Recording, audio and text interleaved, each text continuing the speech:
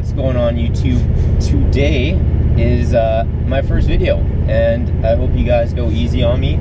I am new to the game, so to say, and today I want to go over something that I've been asked a lot, and that is, how do I import a car from Japan and bring it to Canada? And so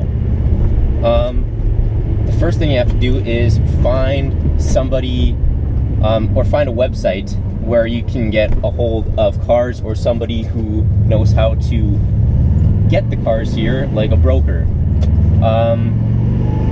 Personally, when I bought my car, I went through JDM Connection, and they're in Edmonton, but I'll talk a bit about that later.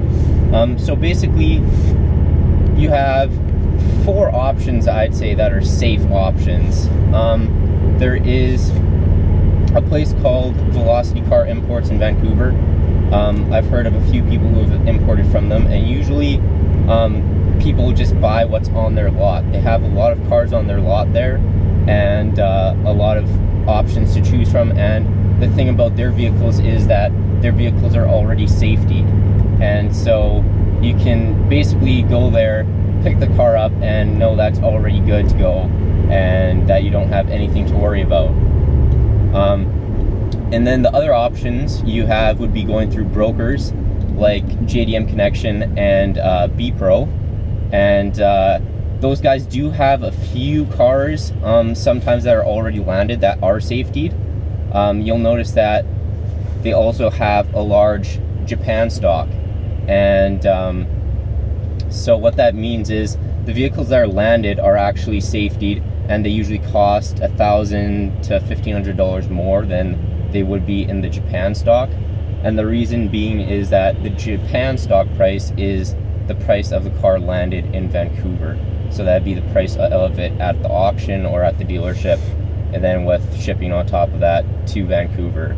Whereas in their local stock, when they have it already in Edmonton or Calgary, that is the price of them having to ship it from Vancouver yet and getting it safetied. So that's why you have that extra cost on top of it. And then the final option would be going through a site like Trade Car View. And so Trade Car View is a site where you are in contact directly with dealerships in Japan. And so you have to basically do all the dealing yourself with some help from those guys. I've heard of some people who have used them. I'm not too familiar with them. Personally, I just stick with JDM Connection or BPro because I've heard mostly good things about them. I've imported through JDM Connection, and I've had good experience with them. So that's who I'd recommend. Yeah, so once you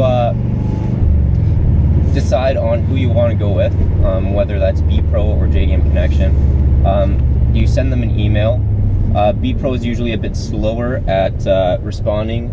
William at JDM Connection, he'll respond like within an hour. It's crazy. But either way, you'll get your car in the end. And so basically, you message them, say what you want. They'll give you an average price of that vehicle, or actually have a vehicle ready for you that's like, here, I'd recommend buying this one. And so for me, my situation was I wanted a Legacy B4, and I wanted it to have less than 100,000 kilometers and be white. So he gave me a price around, he said $4,500 to $5,000 landed in Vancouver. And so I was like, sweet, yep, that's good. And so we started the process of looking for the car. But actually, sorry, before I could start that process, I had to give a $1,000 deposit, which is, you basically just phone him up and you give him your credit card information on the phone, and then he charges you for it. And then that $1,000 goes towards the payment of your vehicle. So it's not like you're adding an additional $1,000 on top of the price of the car. That is in the price of the car. And so After that, we searched the auctions. He would search the auctions, I would search the auctions, and I eventually found one, sent him the link, and asked him if this one would be any good. And so he, I guess he sent one of his guys out there to just check it out, make sure it was decent, and all working good. And then he asked me what my limit would be on it at the auction, how much I wanted to spend before they'd have to cut it off. And so I said like maximum $5,000, landed in Vancouver. So basically they bid for me on the vehicle. We got it just under the price I wanted, and I was happy. The only thing is that I had to wait like 2 months to get it, but that's part of the process. So once the car was purchased at auction, I had I think 2 days to send in a bank transfer. So basically your broker sends you the information of which account to send it to. It seems a bit sketchy, but it's not. So many people have done it. So basically you transfer, I think it was like $3,500 I had to transfer, a bit more than that, to the auction's bank account. And yeah, it was $3,500. And then it was put on the boat and shipped over here. And once it landed, the customs charged you an extra $700-ish for everything. And then you have the option to send it on a train, which would be more money, or you could be one of those people like me who flies out and drives the car back. The advantages of flying out and driving it back would be you get to kind of feel for your car, you get to learn how to drive right-hand drive for your first time, maybe, and you also get to just enjoy the drive back through the mountains. It's really nice. And on the other hand, you could get a train to ship it back, which is a bit more money, if depending.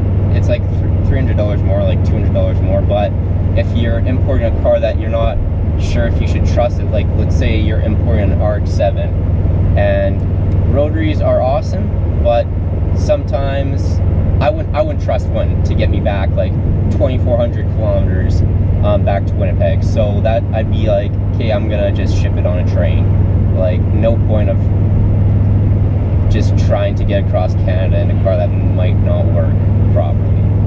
So that'd be your options, to fly out or to get it shipped out. And that'd be an additional cost on top of the cost of your car landed in Vancouver. So all in all, I think it cost me just under $6,000 to get the car from Japan to Winnipeg and get it safetied and stuff like that. That's another thing. I said earlier that Velocity Car Imports already safeties their vehicles, and B-Pro and JDM Connection also have a few vehicles once in a while that are in their local stock that are already safetied. But you have to keep in mind, if you live in a place like Manitoba, we have different safety regulations than they do. So we have to have DOT compliant lights, seat belts, brake hoses. That's pretty much it. And I mean, you don't have to do them. Like, who's gonna catch you with your seatbelts? Like, even the guys who do the safeties on your vehicles, they're not always checking that stuff. Like, they don't care if your seatbelt is DOT or not. It's a seatbelt, right? So a lot of guys just glaze over it. Like, they won't even catch your DOT if your lights are DOT or not. But if you do get caught by VIU, then you're going to be dealing with some guys who know what they're talking about, who are going to inspect your vehicle and find every little bit of equipment on it that isn't DOT and give you a ticket for it. And possibly you'd end up with your vehicle not being able to be road legal anymore until you get DOT lights. Yeah, that pretty much wraps up the video for today. I'll have a few more videos out the following week. I want to I want to get a video out every other day, pretty much, or at least get to that point where I can have a video every other day. Other than that, thank you for watching. You can follow me on Instagram. I don't have Twitter because, I don't know, I just don't have Twitter, okay? And don't forget to subscribe. Thank you.